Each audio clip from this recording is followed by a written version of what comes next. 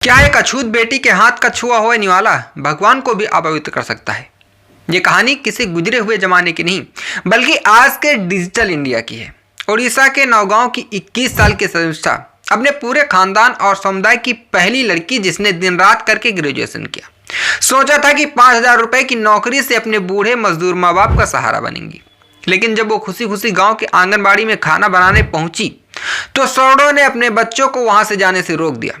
पिछले 4 महीने से वो रोज सुबह 7 बजे साइकिल से स्कूल जाती हैं, फर्स्ट पहुंचती हैं, बच्चे के लिए चटाई बिछाती हैं, दरवाजे की तरफ टकटकी लगाए देखती हैं और फिर उस खाली चटाई को देखकर घंटों रोती हैं।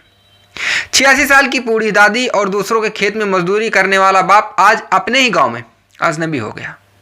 ये सिर्फ एक नौकरी का बहिष्कार नहीं, ये एक गरीब बेटी के सपनों की निर्मम हत्या है। आज अपने टीवी का वॉल्यूम धीमा कर लीजिए। आज मैं चाहता हूं कि आप उस सन्नाटे को सुने जो उड़ीसा के एक आंगनबाड़ी केंद्र में पसरा है।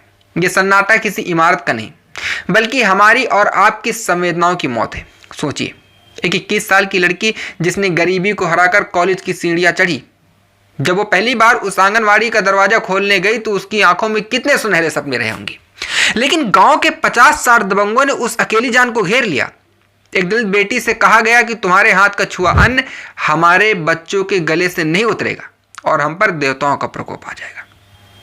वो मासूम उनके पैरों में गिर गई, गिड़गिड़ाई कि खाना मत खाइए, कम से कम अपना सूखा राशन तो ले जाइए। लेकिन जात के अहंकार के आगे एक गरीब के आंसुओं की क्या बिसात।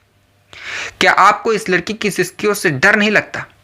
ये जो आंसू हैं, ये सिर्फ शर्मिष्ठा के नहीं, ये उन हजारों सालों की स्वर्ण मानसिकता के आंसू हैं, जहां एक इंसान की शिक्षा और उसकी काबिलियत को उसकी जात के तराजू में तौलकर कूड़ेदान में फेंक दिया जाता है। आप विडंबना देखिए, इस 5,000 रुपए की नौकरी के लिए 12वीं पास होना जरूरी था और पूरे गांव से सिर्फ इसी गरीब बेटी ने आवेदन किया था। वो पूरी तरह योग्य थी। एक बाप चैतन्य जो 1 एकड़ से भी कम जमीन पर दूसरों के खेतों में पसीना बहाता है, उसने पेट काट कर बेटी को पढ़ाया ताकि वो कल को टीचर बन सके। और समाज ने उसे इनाम में क्या दिया? बहिष्कार का जहर। ये कोई देवता का प्रकोप नहीं, विशुद्ध क्रूरता है जो यह बर्दाश्त नहीं कर पा रही है कि एक अछूत की बेटी सर उठाकर एक सम्मानजनक जिंदगी क्यों जी रही है। तो सवाल यह है कि क्या यह सिस्टम और यह समाज इतनी बुरी तरीके से पत्थर हो चुका है कि शर्मिष्ठा घुट घुट कर रो रही है। उसकी 86 साल की बूढ़ी दादी उस ढलती उम्र में मानसिक प्रताड़ना का घूंट पी रही है जिस उम्र में उसे सुकून चाहिए था। एक भरा पूरा परिवार अपने ही आंगन में छूत की बीमारी की तरह अछूत कर दिया गया। और सिस्टम क्या कर रहा है? 4 महीने बीत गए 20 नवंबर से, जब से उस बेटी ने काम शुरू किया। बच्चों की मौजूदगी शून्य है। ये जो सिस्टम का नंगा नाच है, जहां एक तरफ दलित शक्तिकरण के नाम पर बड़े बड़े विज्ञापन छपते हैं और जमीन पर एक 21 साल की लड़की को सौड़ों की भीड़ के बीच अकेला बिलखता हुआ छोड़ दिया जाता है। ये आजाद भारत की छाती पर एक ऐसा घाव है जिसे दुनिया की कोई भी सरकारी योजना नहीं भर सकती। देखिए, मैं आपसे सीधे पूछ रहा हूं, इंसानियत मर गई है क्या? शर्मिष्ठा की मां मिनाती के आंसू देखें। आपने वो रोते हुए बिलखते हुए पूछ रही हैं कि मेरी बेटी पढ़ी लिखी है, उसे अपनी मेहनत और काबिलियत से नौकरी मिली है, तो उसके साथ यह भेदभाव क्यों? क्या किसी के पास इस बेबस मां के आंसुओं का जवाब है? जब वो 50-60 दबंग उस 21 साल की लड़की को घेर कर धमका रहे थे, तब कहां था वो समाज? वो लड़की आगे चलकर टीचर बनना चाहती थी। वो उन 5,000 रुपए में से अपने थके हुए बाप के कंधों का बोझ बांटना चाहती थी। लेकिन आप उसका दिया राशन तक लेने को तैयार नहीं है। ये सिर्फ एक शर्मिष्ठा की कहानी नहीं है, या उस हर गरीब बेटी की चीख है जिसके सपनों को आज भी जात पात की बेड़ियों ने जकड़ रखा है।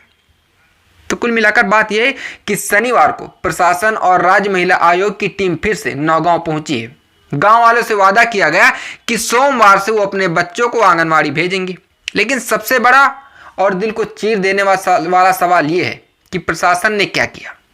सवाल यह है कि क्या एक दिन के सरकारी दबाव से वो जातिवादी जहर खत्म हो जाएगा जो उस गांव की रगों में दौड़ रहा है।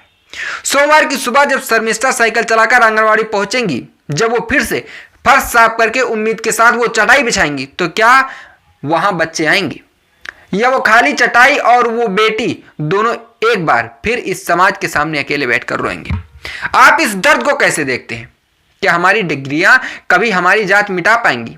अपने दिल पर हाथ रख के जरूर सोचिए।